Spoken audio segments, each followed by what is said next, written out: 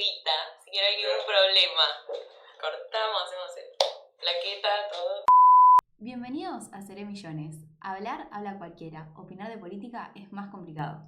Hoy estamos con Jorge Palombo, militante del Campo Nacional y Popular. ¿Cómo estás, Jorge? Muy bien, muy bien. Contento de estar con ustedes. Muchísimas gracias por venir. venir. Yo te quería preguntar, Jorge, si los jubilados hoy se sienten parte de un cambio generacional político. Los jubilados nos sentimos parte, más que parte, víctimas de un cambio generacional y político, ¿no? La situación de los jubilados viene siendo mala desde hace muchos años atrás, ha tenido altibajos, sin lugar a dudas, momentos en que ha mejorado esa situación, ha mejorado sustancialmente, pero estamos en este momento en una avanzada, sobre todo lo que sea sectores populares, trabajadores. Los jubilados somos parte de eso y probablemente seamos la parte, el eslabón más débil de esa cadena, por eso nos golpean tanto. A veces pienso que en realidad no somos el eslabón más débil, sino que ellos creen que somos el eslabón más débil, porque la reacción que se está viendo a nivel de calle no parece indicar eso, sino que hay algunos jubilados ya crecidos en edad que están dispuestos a resistir este modelo de ajuste, de represión, de hambre, mucho más allá de lo que las personas o los personajes que circunstancialmente están en el gobierno piensan. Desde lo generacional y tal vez poniéndolo un poco en paralelismo con la situación actual y tal vez tu militancia en los 70, ¿cómo ves que los jóvenes pueden afrontar estas crisis y acompañar también a la lucha? Es difícil comparar los 70 con esta época. Era otro mundo, era otra América Latina, era otra Argentina y éramos otros jóvenes. Es difícil, pero creo que los jóvenes van a acompañar este proceso de lucha. Hay un sector de la juventud que ha sido, cooptada por el discurso de Milei, un discurso que tiene tinte de revolucionario, entre comillas, ¿no? Obviamente, sumamente reaccionario, no solamente en el fondo, sino en las formas. Pero creo que los jóvenes van a acompañar este proceso de a poco. De hecho, ya hay muchos que acompañan. Vemos las movilizaciones a favor de la educación pública, de los jubilados, marchas que se han convocado desde el sindicato, desde las centrales obreras, una participación de jóvenes importante. Yo siento a veces que hay temor de participar en estas actividades, temor por las imágenes de represión que se ven, temor también por la posibilidad de verse perjudicado en los estudios o en la pérdida de algún trabajo. Pero creo que con el tiempo ese temor y esa desmovilización que hay se va a ir perdiendo, como se perdió en otras etapas de la historia de Argentina. Si hubo algo terrible fue la dictadura del 76 al 83, fue una dictadura sangrienta, unos niveles de represión nunca vistos en la Argentina y pocas veces vistos en el mundo, y a los 2 años, o mejor dicho, al año había una huelga general. Es decir, el pueblo, la juventud siempre tiene reservas políticas, morales, estratégicas, que le permiten reaccionar en algún momento y empezar a dar vuelta la tortilla de la situación política que le toca vivir. Y por ejemplo, ese temor que vos nombrabas que capaz tienen los jóvenes ahora, ¿vos sentís que es post-dictadura militar a comparación de lo que es antes en cuestión de militancia, por ejemplo, y acompañamiento? Lo que yo veo es que los jóvenes que acompañaron mucho los últimos el proceso político de los últimos 20 años, fundamentalmente a partir del estallido de diciembre del 2001, algunos ya no son tan jóvenes, ¿no? Pero ahí es cuando yo empiezo a notar que la juventud se empieza a sumar nuevamente a la política y al proceso político y social. Han vivido siempre bajo un régimen de democracia limitada, acotada, pero donde la protesta, la manifestación, la posibilidad de expresarse públicamente en las calles nunca había sido reprimida. Es decir, la última represión violenta que hubo fue la de diciembre del 2001, a partir de ahí nunca más se reprimió marchas ni movilizaciones, y eso ha hecho que ahora en este momento, ante una reacción tan violenta a veces de parte del gobierno, de las fuerzas de seguridad, yo creo que eso hace que haya una especie de reflujo en cuanto a la capacidad de movilización. Y también creo que otra cosa que limita la capacidad de movilización de la juventud es la falta de un horizonte o una salida que se perciba, no te digo en el corto plazo, sino en el mediano plazo. Y también la falta a lo mejor de una conducción política estratégica que diga el camino es por acá y que se encolumne. Nosotros los que somos más veteranos ya hemos pasado por varias de estas situaciones y sabemos que de alguna manera u otra en algún momento esto surge y surge fundamentalmente de lo que hagamos ahora, de la capacidad que tengamos de resistir, de seguir creando organización popular, social. Bueno, y en algún momento sabemos que esa semilla va a germinar y va a dar los frutos que estamos esperando. Es solamente cuestión de tiempo. Es de un gobierno que gobierna en contra del pueblo. No se puede gobernar siempre en contra del pueblo. Una, o cambian un poco su política o el pueblo va a cambiar el gobierno de alguna manera u otra. En relación a esto que vos mencionabas sobre la juventud, vemos que nosotros transitamos como una precarización del mercado laboral terrible, y esto que vos mencionabas de la incertidumbre y la falta de motivación para pensar el futuro. Yo te quería preguntar, ¿cómo pensás que puede impactar a futuro para nosotros los jóvenes? Y si pensás que ustedes, a nuestra edad, tenían otro tipo de garantías que nosotros en este momento no tenemos. Sí, garantías laborales a la edad que tienen ustedes había muchas más, muchísimas más, casi no había desempleo en la Argentina, los índices de desempleo creo que no llegaban al 3% o al 2%, eran muy bajos y en general el empleo era todo empleo de calidad, era todo empleo registrado, había mucho empleo en el sector privado, en la industria. El proceso de destrucción de empleo y desindustrialización que se inicia a fines del año 75, continúa con la dictadura militar y se prolonga y prácticamente se perfecciona en los 90 con el gobierno de Anillaco, produjo una gran pérdida de calidad de empleo, una gran cantidad de desocupados y también de mucha gente que trabaja, pero tiene trabajo de muy baja calidad y sin derecho, que es lo que nosotros llamamos desde el movimiento Evita la economía popular, es decir, gente que no está registrada en ningún lado, pero que todos los días sale a trabajar de algo y de alguna manera se rebusca un sueldo o un jornal todos los días. Obviamente un trabajo sin derecho, de baja calidad y muy mal remunerado, pero trabajo al fin. Esto, sin lugar a dudas, va a repercutir sobre ustedes actualmente, porque hay poca demanda de trabajo y el trabajo que se ofrece en estas circunstancias y con este gobierno es mal remunerado, pero también va a repercutir sobre ustedes en el futuro, ¿no? Como nos está repercutiendo en los jubilados en el presente, porque los que sostienen a los jubilados son los trabajadores activos, es decir, son las personas que están trabajando ahora y aportan a las cajas de jubilaciones, la que permiten que los jubilados cobremos una jubilación. En los 90 se creó una frase que todavía se repite, la plata de los jubilados, te hablan. Esa fue la excusa para crear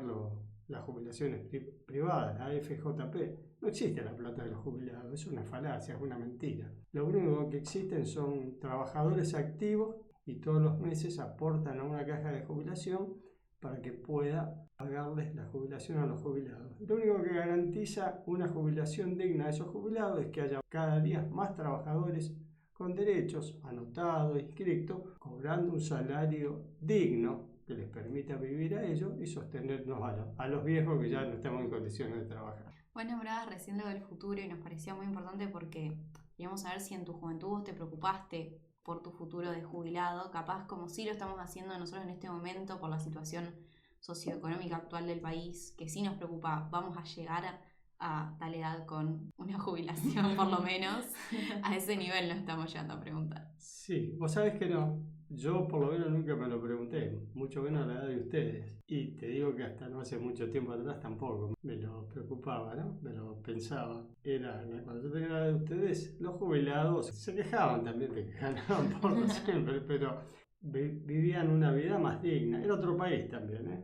Eso volvemos al principio. Era otro país donde la mayoría de la gente tenía vivienda propia. Bueno, algunos un poquitito mejor, otros un poquitito peor, pero en general eran viviendas dignas y se vivía dignamente. La situación social, económica se ha deteriorado tanto en la Argentina que es difícil hoy en día el acceso a la vivienda propia, por no decirte imposible para los sectores trabajadores acceder a una vivienda propia, digna, en un lugar donde se pueda vivir con dignidad, digamos. ¿Y qué es la dignidad? Es decir, que haya agua corriente, que haya servicio cloacal, que puedas salir a la puerta de tu casa sin sufrir ningún hecho delictivo, que tus hijos puedan salir a lo mejor a jugar con los amiguitos a la calle. Bueno, eso se ha deteriorado mucho y no existe. Y más aún a los jubilados, ¿no? Que no pueden, jubilaciones de 250.000, 300.000 pesos, no pueden sostener prácticamente ninguno de sus gastos mensuales.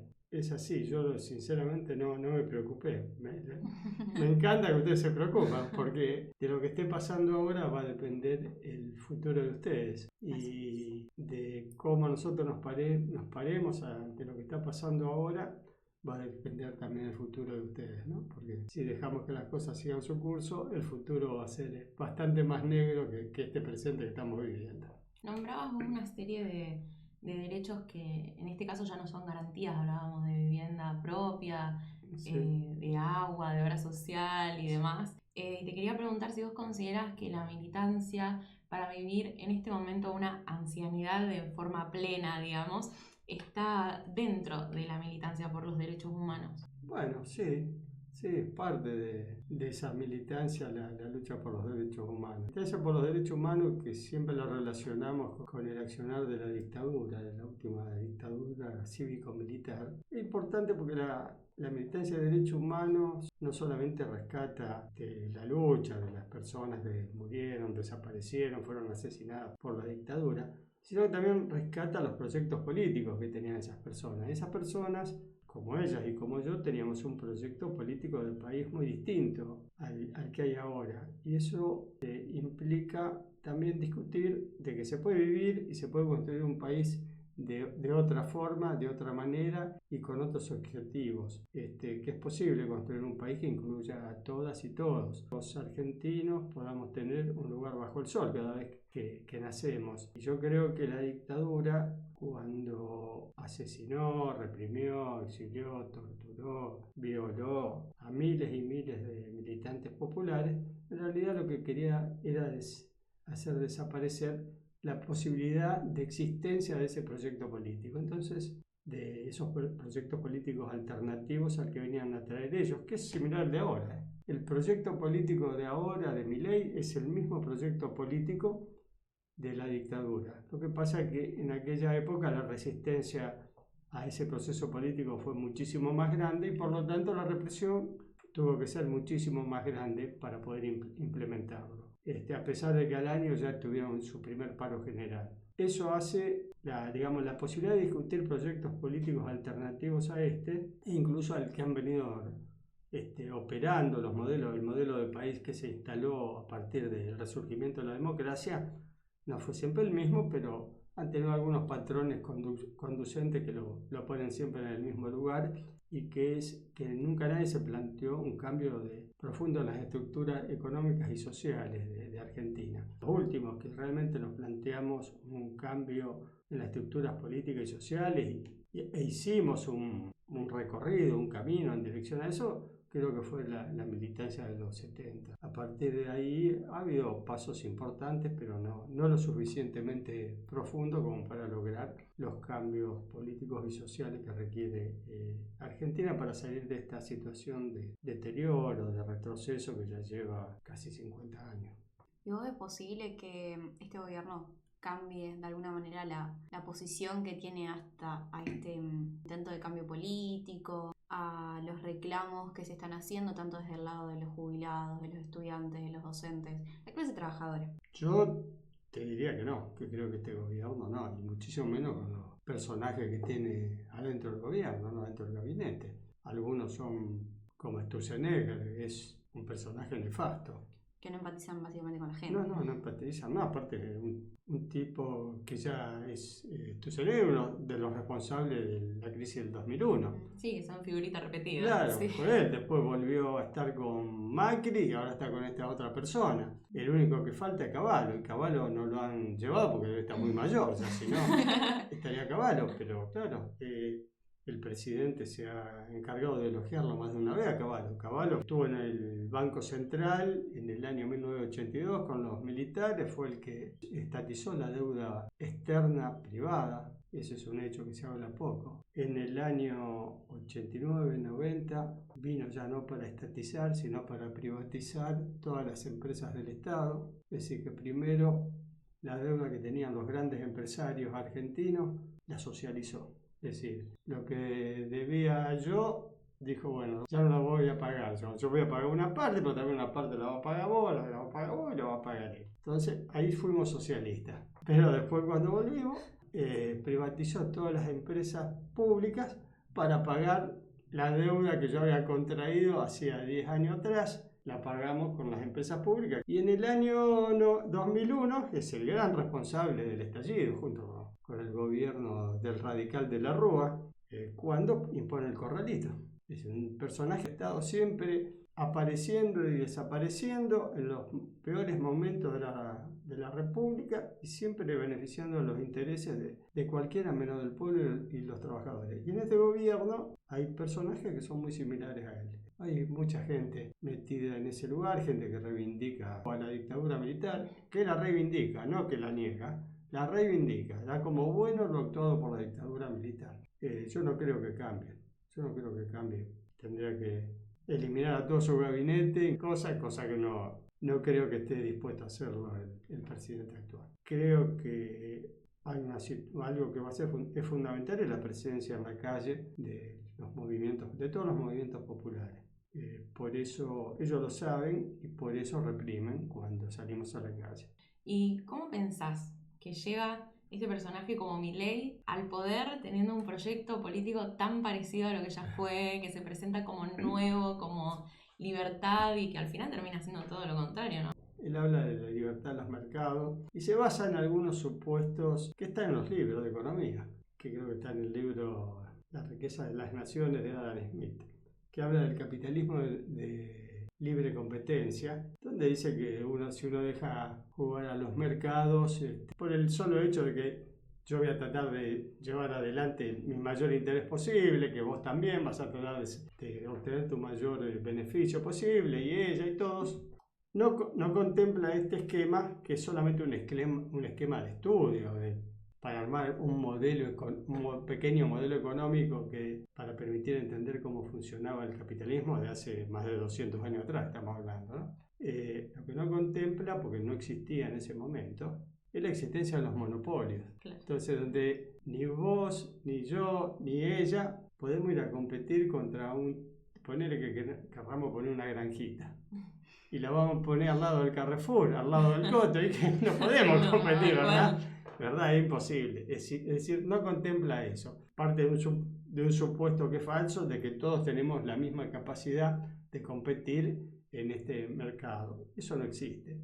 Eso, lo que ellos llaman la libertad de mercado, no es más que la dictadura de los monopolios. Son los monopolios, el capital concentrado, tanto en la industria, en el comercio, como en la finanza, en los bancos, la que impone las condiciones y las reglas de juego. Bueno, él ha hecho una panacea de todo eso. Evidentemente, el último gobierno nuestro, el último gobierno que yo apoyé, que como peronista, no fue un buen gobierno, tampoco fue un gobierno horrible, pero fue un gobierno que no satisfizo las necesidades, más que las necesidades, las esperanzas que había puesto el pueblo que resistió al gobierno de Macri.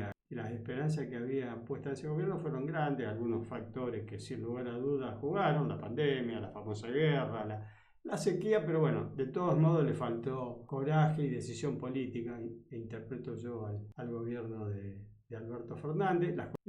A eso hay que sumar lo que yo dije hace un rato, ¿no? Que desde que estamos en la democracia, ningún gobierno se planteó hacer cambios estructurales en la economía, en el orden social en la República Argentina.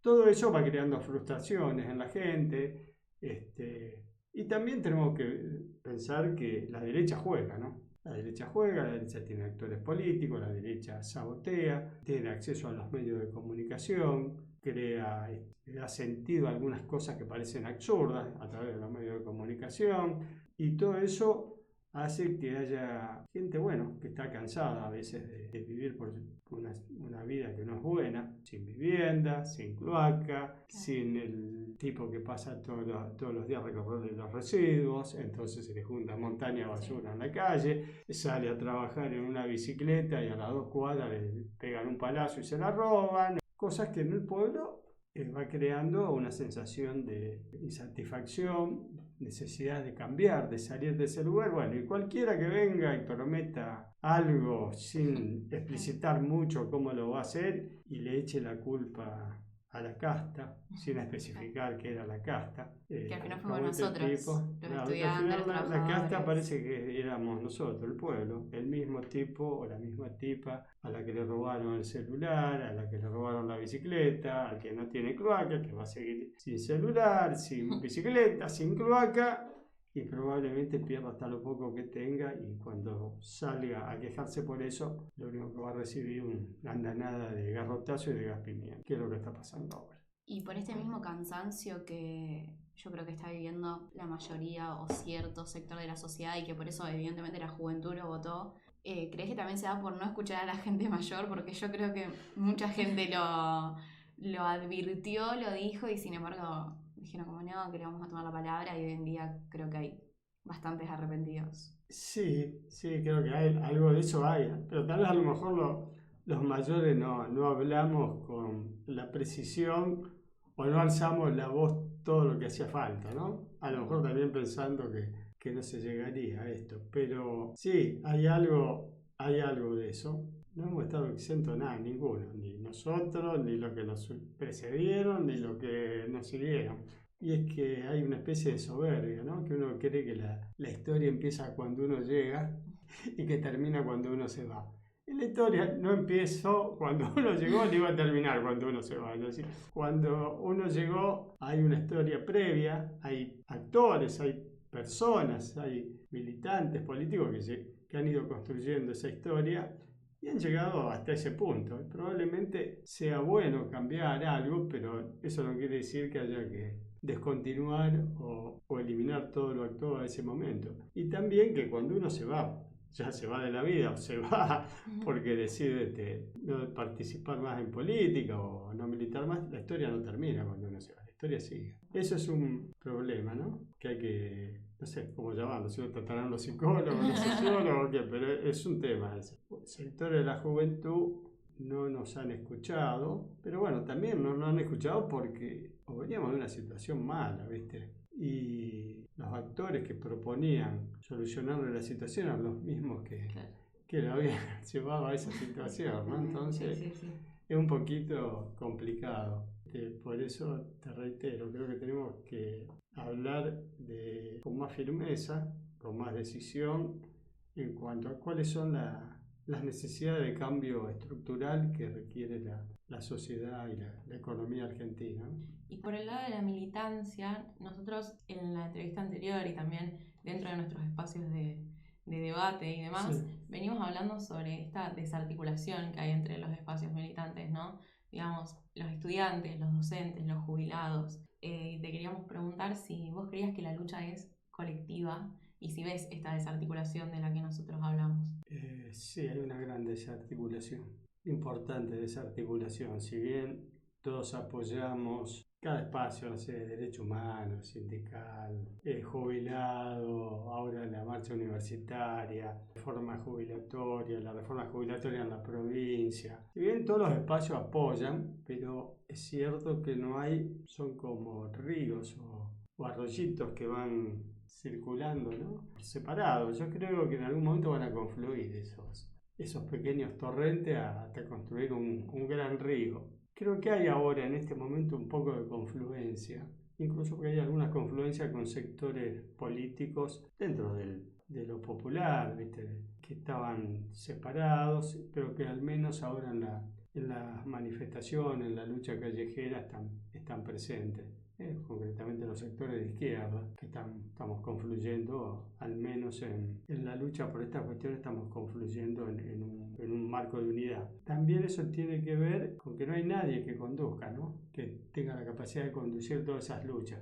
estamos haciendo un esfuerzo nosotros de tratar de unir todas esas luchas en una gran lucha que probablemente, si lo conseguimos, eso va a ser de impacto importante, porque no es lo mismo movilizar por los jubilados, todavía por los maestros, todavía que movilizar por todos juntos. El impacto político y hacia la sociedad que eso podría tener sería muy grande y muy distinto al que tiene ahora. Estas movilizaciones que no obstante siguen siendo importantes, ¿no? O sea, que encontrás todavía similitudes en cuestiones de por qué se marcha, por qué se lucha, por qué se hace una fuerza ante lo que está pasando, pero siguen estando desarticuladas. Claro, sí. Sí, hay una gran desarticulación, ¿no? Hay, digamos, hay una consigna que decía todas las luchas, una lucha, ¿eh? Creo que falta eso. Una consigna de años atrás que decía todas las luchas, una lucha, que hacía mención a eso, que todas las luchas de sindicatos, docentes, esto, confluyeran hacia una gran manifestación, una gran movilización o un gran proceso de lucha o un plan de lucha. Y como para ir cerrando, capaz, preguntarte qué consejo le darías vos hoy a los jóvenes militantes, basándote en tu experiencia, que sabemos que sos militante de la UES en los 70. ¿Qué consejos le darías a los jóvenes militantes hoy? A los jóvenes militantes hoy les diría que, bueno, que se capaciten, que lean, que estudien, que sepan, conozcan la historia, que no seamos sectarios, que seamos abiertos hacia las diferencias que podamos tener con otros sectores del campo nacional, popular, revolucionario, que seamos generosos con los pocos recursos que tenemos, pero que seamos generosos, que conozcamos la historia de cómo hemos llegado hasta acá y bueno, que profundicemos todo lo que sea organización popular, que captemos cuáles son las demandas del pueblo, del sector donde nosotros trabajamos o militamos, donde ejercemos nuestra militancia, el que está en una escuela, cuál es la demanda de los alumnos, qué es lo que les está pasando, hacer pública esa demanda, los que trabajan en algún sindicato lo mismo, en un barrio, cuál es el problema del barrio y ponernos nosotros al frente de ese reclamo, te reitero, con solidaridad, con generosidad, sin sectarismo y bueno, y tratar de construir en base a eso la mayor cantidad o la mayor organización política y social que se pueda y la mayor movilización política y social que se pueda. Excelente. Muchísimas gracias. Muchas Jorge. gracias, Jorge. Y queríamos también agradecer a la Fundación Igualdad Rosario por prestarnos el espacio para las grabaciones de estas entrevistas. Nos vemos la próxima.